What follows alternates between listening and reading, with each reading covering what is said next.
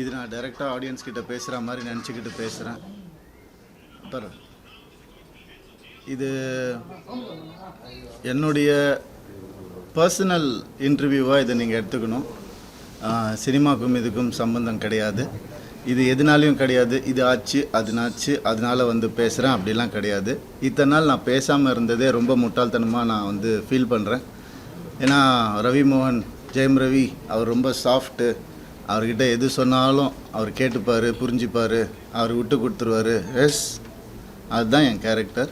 அப்படி தான் நான் இருந்துகிட்டு இருந்தேன். ஆனால் சாது மிராண்டால் காடு கொள்ளாது. சாதுவாக இருந்த என்ன நிறைய பேர் சீண்டணும்னு நினைக்கிறாங்க. அவங்களுக்கெல்லாம் நான் ஒன்று சொல்லிக்கிறேன். இதுதான் என் ஆஃபீஸ். இங்கே வாங்க, மறைமுகமாக எதுவும் வேணாம், டைரெக்டாக வாங்க, டைரெக்டாக பார்த்துக்கலாம். எத்தனை பேர் என்னை கீழே இழுக்கணும்னு நினச்சாலும் அத்தனை பேருக்கும், இது நான் சினிமா பற்றி பேசவே இல்லை, ஆல்ரெடி சொல்லிட்டேன், பர்சனல் தான்.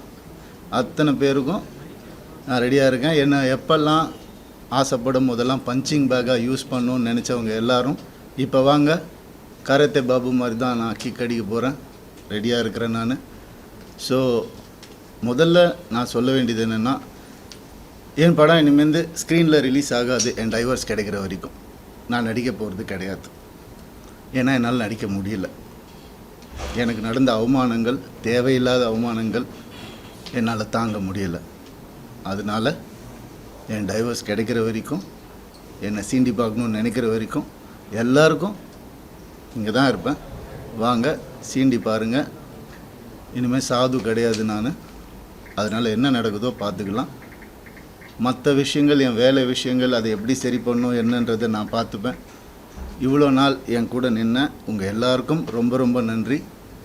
என்றைக்கு என் டிவோர்ஸ் கிடைக்குதோ, என்றைக்கு என் பர்சனல் லைஃப் சரியாகுதோ, என்றைக்கு இந்த சைபர் புல்லிங் எல்லாம் நிற்குதோ, எல்லாத்தையும் நான் பார்த்துட்டு தான் இருக்கிறேன். எல்லாம் எனக்கு வரும். எனக்குன்னு இருக்கிற ஒரு சில டீம் இருக்காங்க. மற்றவங்கள மாதிரி 25 பேர் கொண்ட குழுவெலாம் எனக்கு கிடைக்காது. நான் யாரையும் பர்சனலாக யாரையுமே நான் சொல்லலை. ஏன்னா இது வந்து மற்ற ஹீரோஸையோ இவங்களையோ அவங்களையோ எதுவுமே கிடையாது. சினிமாவுக்கும் இதுக்கும் சம்மந்தமே கிடையாது. இது என்னுடைய பர்சனல் லைஃப். 23 வருஷம் ராத்திரி பகலுமாக நான் வேலை செஞ்சுருக்கேன்.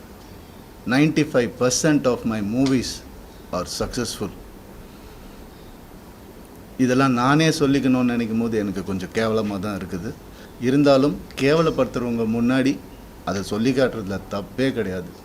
My achievements I only know, my fans, my true fans know. State award winner 2வது படத்தில் கலைமாமணி. என்னென்ன அவார்ட்ஸ் வேணும் சொல்லுங்கள், எல்லாமே நான் வாங்கியிருக்கேன். என்னுடைய சொந்த உழைப்பில் வாங்கினது.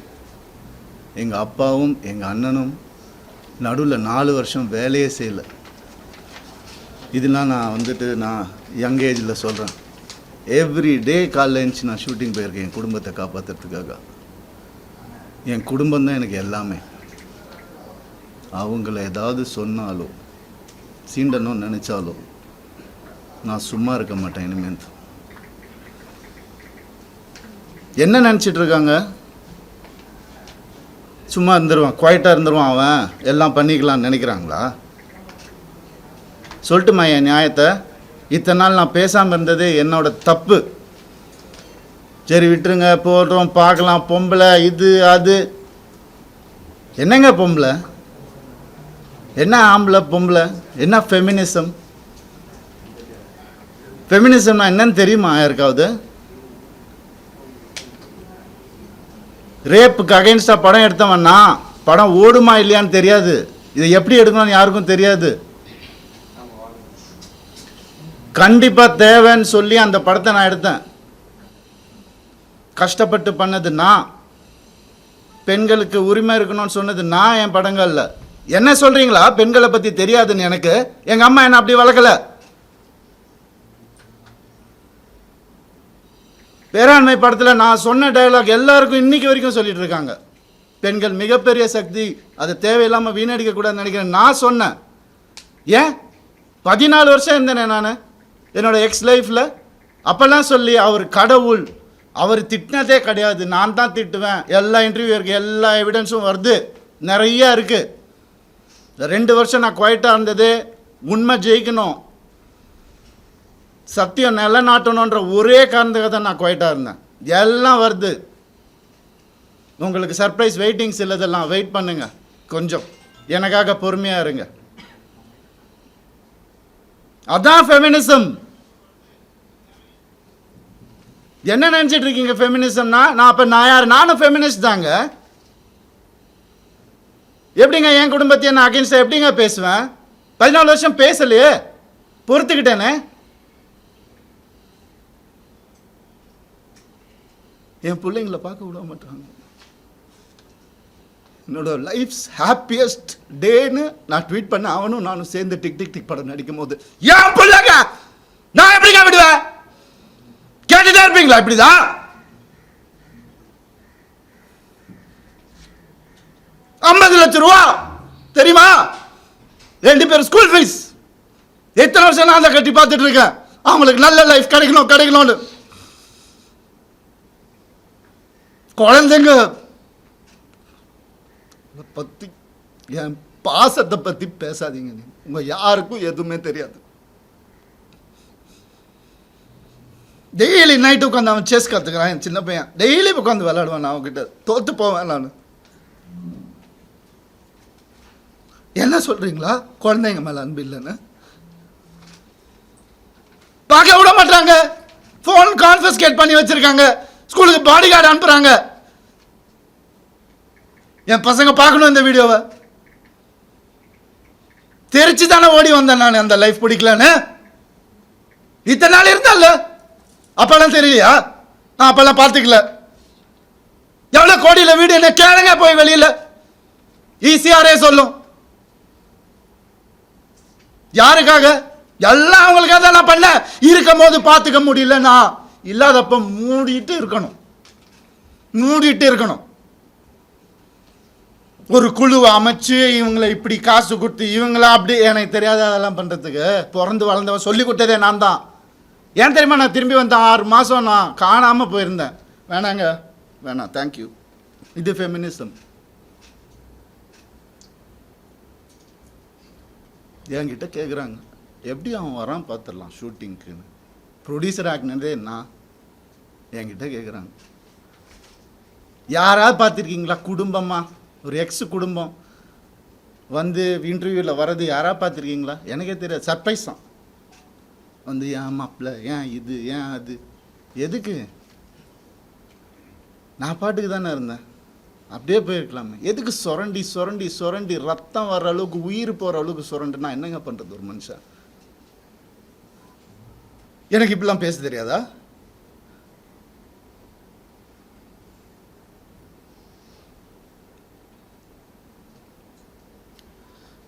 பர்டிகுலராக நான் சொல்லணும்னு நினைக்கிறது இந்த சைபர் புல்லிங் விஷயம். ஒரு பொண்ணு அனுப்பிச்சிட்டீங்க, ரொம்ப தேங்க்ஸ். அதுக்காகலாம் நான் இன்டர்வியூலாம் வைக்கலங்க. அவங்க எங்கே இருந்தாலும் நல்லா தான் இருக்கணும், அவ்வளோதான், வேறு எதுவுமே இல்லை. கெனிஷாவை காலி பண்ணி அனுப்பிச்சிட்டீங்க நீங்கள் எல்லோரும்.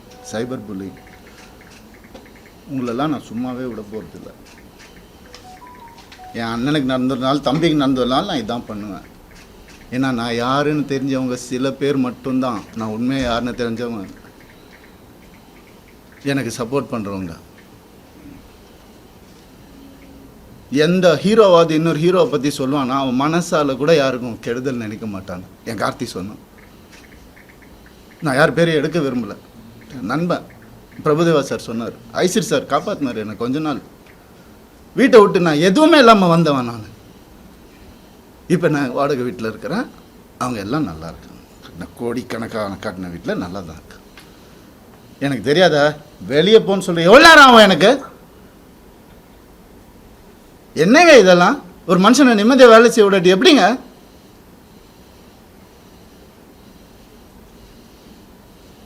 சும்மாவே இருக்கணும், என்ன கிண்டல் பண்ணாலும். ஏன்? ஏன்னா நான் செலிபிரிட்டி, இமேஜ் தேவையில்லை. மனுஷன் முதல்ல, நான் ஆம்பளை பொம்பளைலாம் அப்புறம். மனுஷன், ஒரு மனுஷனுக்கு ஒரு கஷ்டம் வரும்போது அப்போ மட்டும்தான் தெரியும் அவன் கூட யார் இருப்பாங்க. அப்படின்னு என்ன பண்ணுதாங்க கெனிஷா. எப்படி வளர்ந்தவங்க தெரியுமா அவங்க வீடியோ போட்டு அதில் ஒரு சைபர் புல்லிங். ஒரு பொண்ணு என்ன புரிஞ்சுக்கிச்சு, ஏன் பார்க்காத ஹீரோயினாங்க, என் வேலையே அழகான பொண்ணுங்க கூட தான் நடிக்கிறது, அதான் என் வேலையே. எப்படி அழகில் மயங்கி போயிட்டாங்களா? இத்தனை வருஷம் சொல்ல, அவங்களுக்கு ஒரு ரீசன் தேவை.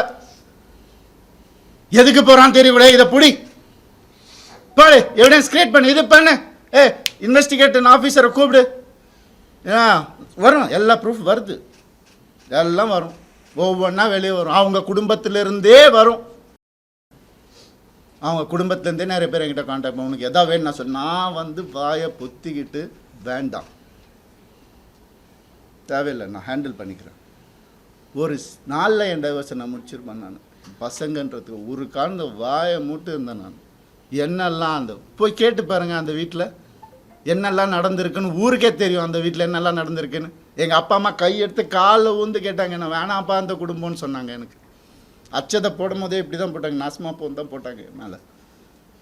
சொன்னதை கேட்க மாட்டாங்க. இன்றைக்கி நடந்துருச்சு. எத்தனை நாள் வேலை செய்யவில்லையா? அதான் ஃபெமினிசம். அவர் தான் சொன்னார் வேலை செய்யவில்லைன்னு.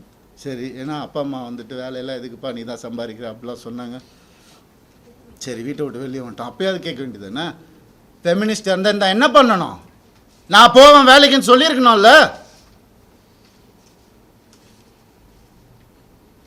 என்ன நினச்சிட்டு இருக்காங்க எல்லாரும்? இதில் வேற ஒரு சப்போர்ட் அவங்களுக்கு. அந்த இது பேரில் எடுக்கக்கூடாது, கேஸ் வரும். புரியுது எனக்கு. ஆல்ரெடி 100 கேஸ் இருக்குது என் மேலே, ஆல்ரெடி கடன் இருக்குது, எல்லாமே இருக்குது என் மேலே. இருந்தாலும் உங்கள் எல்லாருக்காகவும் நான் சிரிச்சுக்கிட்டே இருக்கேன். எப்போவுமே சிரிச்சுக்கிட்டு எங்கேயாவது எனக்கு சோகம் தெரிஞ்சுதான். ஏன்னா நான் சந்தோஷமாக இருந்தேன். நான் தெரிச்சு தானேங்க வந்தேன். வந்தவனை கூட நிம்மதியாக வாழ விடாட்டி ஒரு ஒரு ஒரு சின்ன ஒரு ஒரு அன்பு இருந்திருந்தா எதுக்கு வந்திருப்பேன்? ஏன் வந்திருப்பேன்? யாராவது யோசிச்சு பார்த்தீங்களா? நான் இப்படி பேசணுமா? இத்தனை வருஷம் நான் கஷ்டப்பட்டு வாழ்ந்து என் மேலே ஒரு பிளாக் மார்க் இல்லாமல் 23 வருஷம் எவனாவது இருக்கா? நான் கேட்டு பாருங்க. 23 வருஷம் எப்படின்னே புரியல எனக்கு. எப்படி ஏன் நிம்மதியாக இருக்க விட மாட்டேறீங்க? எனக்கு புரியல. என்ன தப்பு நான் செஞ்சேன்? லீகலாக தான் தப்பு செஞ்சேனா நான்? இல்லை.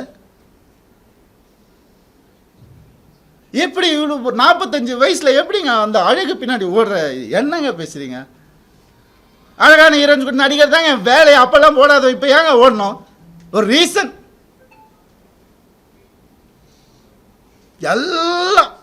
எல்லாத்தையும் கொடுத்துட்டானா அவங்க கையில். அதான் என் பெரிய தப்பு. ஏன் நம்பிக்கை, ட்ரஸ்ட்டு, என் லைஃபு, இது எல்லாத்தையும் கொடுத்துட்டேன் அப்படியே.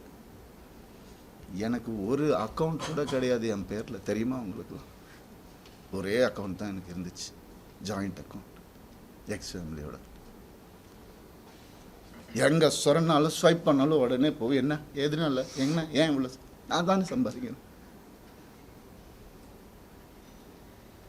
ரொம்ப அநியாயம் நடந்திருக்கு எனக்கு ரொம்ப. அந்த வீட்டில் ரொம்ப அநியாயம் நடந்திருக்கு, சொல்ல முடியாத அளவுக்கு அநியாயம் நடக்குது. அதனால தான் நான் வாய் மூட்டேன். அசிங்கமா. ஏன் என் நேச்சர் அப்படி.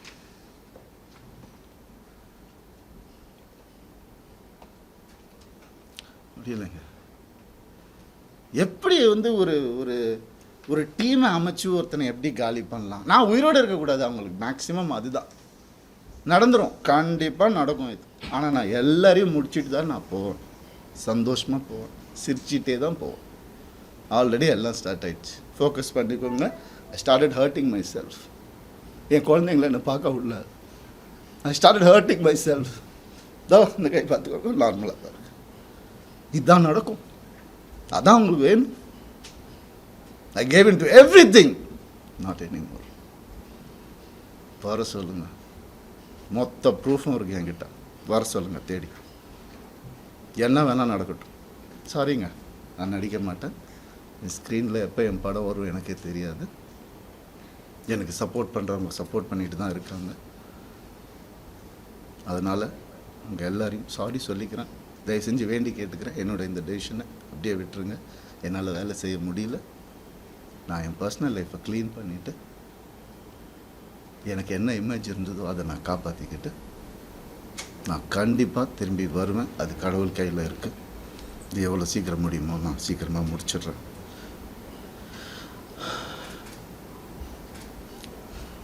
சில விஷயங்கள் சொல்லணுங்க, அது ஓப்பனாக சொன்னால் தான். அது இந்த 3 லெட்டர் நடிகை இருக்காங்க, நான் சொன்னல ஆல்ரெடி நிறைய கேஸு. அவங்க பேரை சொன்னால் அவங்களும் என் பேரை தெரியாமல் என்னை வந்து அட்டாக் பண்ணுறாங்களாம்.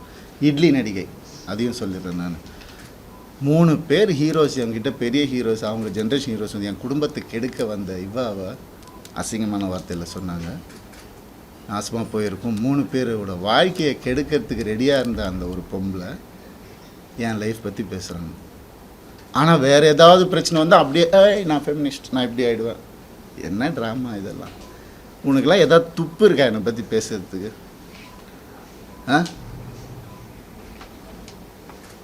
எப்படி இப்படிலாம் மனுஷங்க இருக்காங்கன்னு புரியல எனக்கு.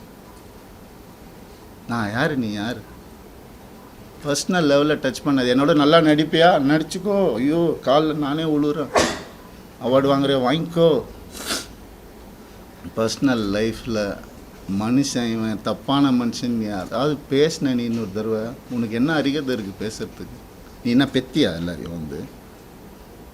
இல்லை அடி.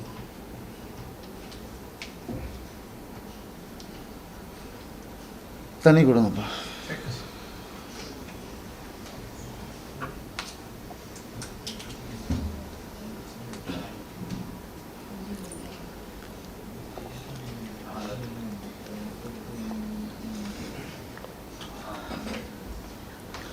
ரத்தம் வந்தி வந்துட்டுருக்கேன் எனக்கு. பிளாக் மேஜிக் பண்ணிகிட்ருக்காங்க எனக்கு. நான் இருந்தப்பவும் பண்ணிட்டு இருந்தாங்க. அவன் பேச்சை கேட்கணுன்னு அப்படியே பொட்டி பாம்பு மாதிரி வச்சுருந்தாங்க. எனக்கு தெரியுது, நான் தெரியாமல் இல்லை. அதுதான் அப்பா அம்மா கொடுத்த அறிவு தெரியுது. ஆனால் அப்பா அம்மா வளர்த்த நேச்சர் என்னை காலி பண்ணிட்டே இருந்துச்சு இத்தனை வருஷம். முதுகில் குத்துறாங்கன்னு தெரியும், அவங்க எனக்கு தெரியாதுன்னு நினச்சிட்ருக்காங்க.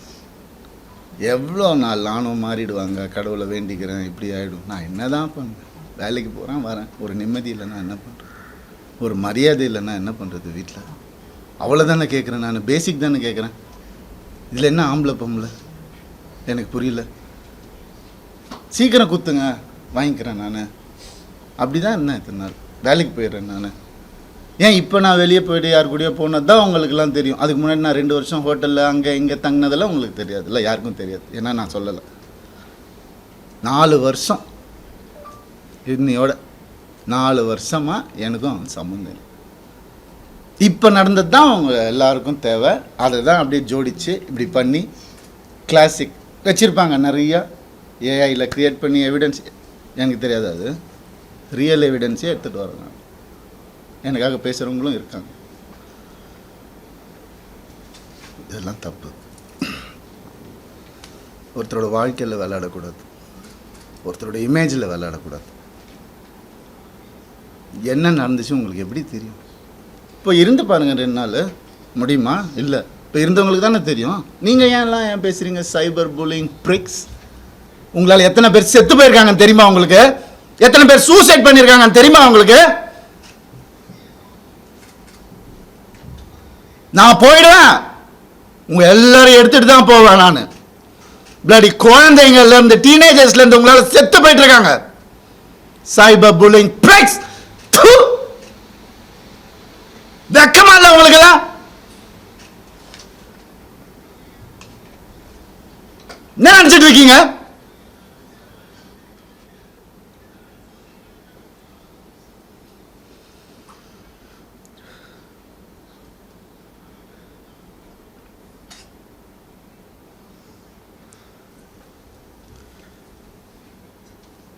பண்ணி தான் ஆகணும், வேறு வழி இல்லை எனக்கு. யார் தான் சொல்லுவா அப்புறம் என் கதையா? அம்மா அப்பாவும் சொல்ல மாட்டாங்க, அண்ணன். ஏன்னா அவங்க முன்னாடியே சொல்லிட்டாங்க, அல்ல எல்லாம் சொல்லிட்டாங்க, நான் கேட்கல. நிறைய அநியாயங்கள் நடந்திருக்கு எனக்கு. டே 1 இருந்து அவங்கள கையை அறுத்துக்கிட்டு தான் என்னை கல்யாணம் பண்ணாங்க. பிளாக்மெயில் மேரேஜ் தான் இது. பாருங்கள் வேணா ஃபோட்டோஸை. இன்றைக்கி என்னையும் பண்ண வச்சிட்டாங்க. அதுதான் நடக்கும். ஒரு டெத் விஷ் வாங்கிட்டு தான் நான் இத்தனை வருஷம் உட்காந்துருந்தேன். வெளியே வந்து இந்த லாஸ்ட்டு 2 வருஷம் தான் ஒரு மனுஷனா காற்று வாங்கிறது கூட நான் என்னால் என்ஜாய் பண்ண முடிஞ்சுது. ஒரு மனுஷனை என் கூட இருந்தவங்களுக்கு தெரியும், என் கூட இருந்த எல்லாருக்கும் தெரியும். இன்றைக்கி யாரெல்லாம் என் கூட இருக்காங்களோ அவங்க எல்லாருக்குமே தெரியும். இப்படி ஒரு அதுக்குள்ளே 2 வருஷம் கல்யாணம், வீட்டை விட்டு பிரித்து கூட்டு வந்துட்டு இங்கே வந்துட்டு வீடு கட்டணும், இது கட்டணும், அது இங்கே வேலைக்கு போவோம், அங்கே வேலை, யார் காசு கொடுத்தாலும் வாங்கிக்கோ, நமக்கு இதுதான் முக்கியம். அதுதான் என்ன, அதில் 3 படம் எனக்கு போச்சு, ஃபெயிலியர் ஆயிடுச்சு. ஏதோ பண்ணேன். அவங்க வீட்டோட ப்ரொடக்ஷனு ஒரு படம் முடியறதுக்குள்ளேயே இன்னொரு படம் டேட். அப்போ நான் வெளியே படம் பண்ண தேவையில்லை, கம்பெனி ஆர்டிஸ்ட் நான். அப்படியே என்ன சீரியல் ஆர்டிஸ்ட் மாதிரி உள்ளே வச்சு என்ன இது பண்ணுவீங்க.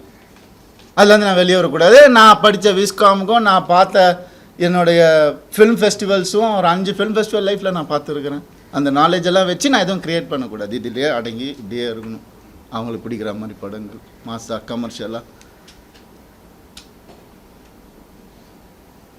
உங்களுக்கு தெரியும் என்ன மாதிரி படங்கள் நான் பண்ணியிருக்கேன்னு உங்களுக்கு தெரியும். சாதாரணமாக முடியாது. காசுக்காக பண்ண படங்கள் எதுவுமே இல்லை. இருக்குது, சாப்பிட்ணும்ல, பண்ணியிருக்கேன். இருந்தாலும் என் ஓன் இன்ட்ரெஸ்ட்டில் எவன் ஜாம்பி படம் பண்ணுறான், எவன் ஸ்பேஸ் படம் இந்தியாவில் ஃபஸ்ட் டைம் எவன் பண்ணுறான், எதுக்கு நான் பண்ணணும்? ஓடுமா ஓடாதான் தெரியாது. இருந்தாலும் மெனக்கெட்டு என் ஆடியன்ஸுக்கு நான் நல்ல ப்ராடக்ட் கொடுப்பேன். அது ஒன்று தான் எனக்கு தெரியும். அது ஒன்று தான் நான் ஃபோக்கஸ் பண்ணது என் லைஃப்பில். ஏன்னா நீங்கள் போட்ட சாப்பாடு இது, நீங்கள் போட்ட பிச்சை எனக்கு.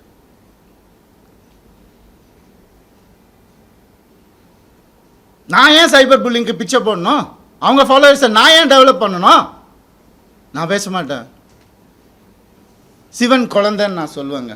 ஆம்பளையும் இல்லாமல் பொம்பளையும் இல்லாமல் இருக்கிறவங்களாம் நான் அப்படி தான். கடவுள் குழந்தைங்க. அவங்கெல்லாம் வந்துட்டு என்னென்னமோ பேசுகிறாங்க. என்ன இதெல்லாம் ஃபாலோவர்ஸ்க்காகவா? அதுக்காகவா பிறந்து வளர்ந்து இது பண்ணும்? என்ன எங்கே போனேன் நான்? உங்கள் கண்ணு முன்னாடி தான் கெனிஷான்னு ஒரு டாபிக் வந்தால் நான் கண்ணு முன்னாடி தானே எல்லாமே பண்ணிகிட்டு இருக்கோம். நாங்கள் ஒரு பொண்ணு புரிஞ்சுக்கிட்டு அதையும் தொத்தி அமுச்சு விட்டுட்டீங்க. அவங்க ஃபெமினிஸ்ட். எப்படி இறங்கி ஆர்எம்எஸ் லான்ச்சில் ஒவ்வொரு ஸ்க்ரீன் கிளாத்லேருந்து ஒவ்வொரு நீடிலேருந்து இது இங்கே தான் இருக்கணும் அங்கே தான் இருக்கணும் இறங்கி வேலை பார்க்குறாங்க. இன்னொருத்தர் காசில் சொகுசாக வாழ்ந்துக்கிட்டு என்னை வாடகை வீட்டில் ஒருத்துட்டு அப்படி இல்லை. இது அதுக்காக பேசவும் இல்லை. எங்கே இருந்தாலும் நல்லா இருக்கட்டும்ங்க. கடவுள் பார்த்துப்பாரு. கடவுளுக்கு தெரியும் எது உண்மை எது போய் எல்லாமே தெரியும். அவர் பார்த்துப்பாரு. I'm very happy actually. But என்னால் வேலை செய்ய முடியல. செய்வேன், சொல்லும் போது தான் செய்ய முடியும். என்னால் அது வரைக்கும் எனக்காக கொஞ்சம் பொறுமையாக இருங்க. என்னென்னமோ இருக்குது சொல்கிறதுக்கு. நான் இன்றைக்கி சொல்லலைன்னா கொஞ்சம் பொறுமையாக இருங்க என் கூட. அப்புறம் என்றைக்குமே நான் சொல்ல மாட்டேன், வீடியோலாம் போட்டுட்ருக்க மாட்டேன்.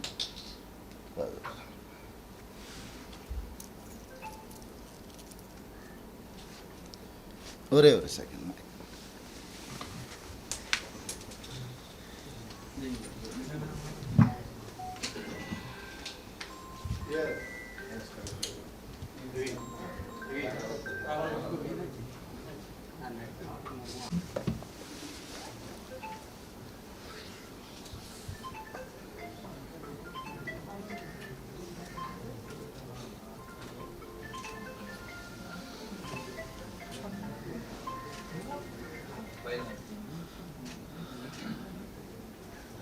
ஆம்பளை கூட எப்படி இருக்கான் நான் அவங்கக்கிட்ட போய் கற்றுக்க சொல்லணும். அதுதான் உண்மை. இறங்கி வேலை பார்க்கணும். சும்மா அதெல்லாம் இல்லை.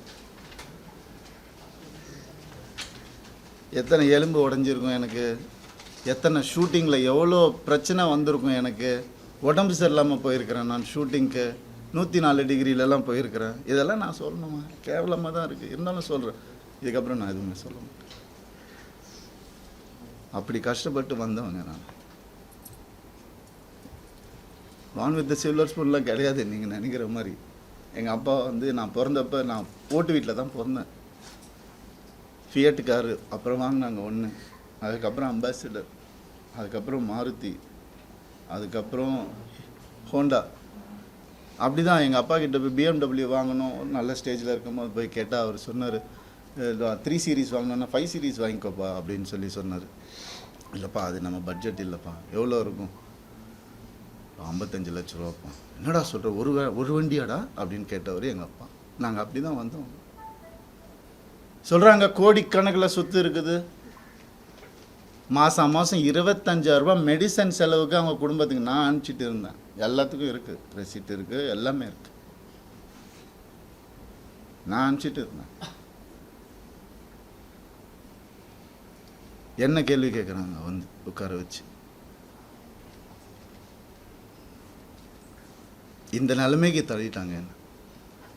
ஏன்? நான் வாய் முட்டை இருந்ததுனால. எதுக்கு நான் இருக்கணும்? எதுக்கு இருக்கணும்? தேவையில்லை எனக்கு, தேவையில்லைங்க. நான் ஏன் சும்மா இருக்கணும்? ஒரு ஃபேக் இமேஜை நினச்சி நான் சும்மா இருக்கணுமா? இமேஜே நான் என்றைக்குமே பார்த்தேன்னா ஒரு ஹீரோக்கு கூட போட்டி இல்லைங்க. எல்லாரையும் சொல்லுங்க, இவர் அவர், அவர் இவர், இவர் அவர். நான் அதை தனியாக பண்ணிகிட்ருக்கார் விடுங்க. With 95% success rate. ஏன்? எனக்கு பிடிக்காது, நெகட்டிவிட்டி பிடிக்காது. என்னையா இன்னொருத்தரை கூட கம்பேர் பண்ணுறீங்க? நான் சினிமா படிச்சுட்டு வந்திருக்கேங்க. பாம்பேயில் போய் படிச்சுட்டு வந்திருக்கேன், விஸ்காம் படிச்சிருக்கேன், ஃபிலிம் ஃபெஸ்டிவல் போனவனை வந்துட்டு எதுக்கு இதுக்குள்ளே தள்ளி? அப்படி வளர்ந்தவன் நான்.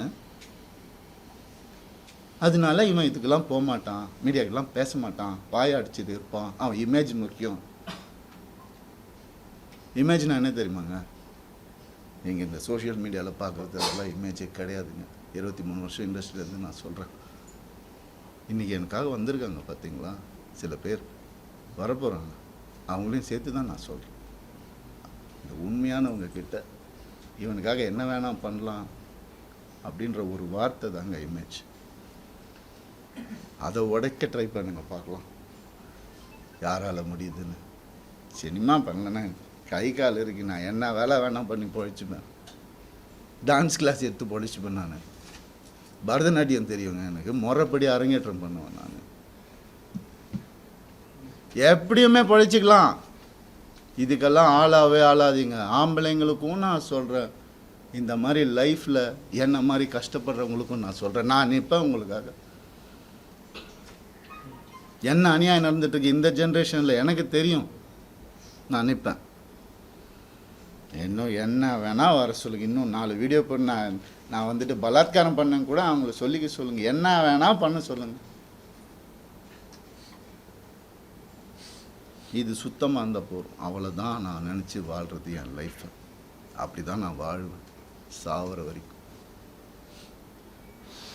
சீண்ட வேண்டாம். எனக்கு ஒரு சின்ன பிரேக் கொடுங்க, நான் வந்துடுறேன். கொஞ்சம் வெயிட் பண்ணுங்கள் ப்ளீஸ். தேங்க்யூ.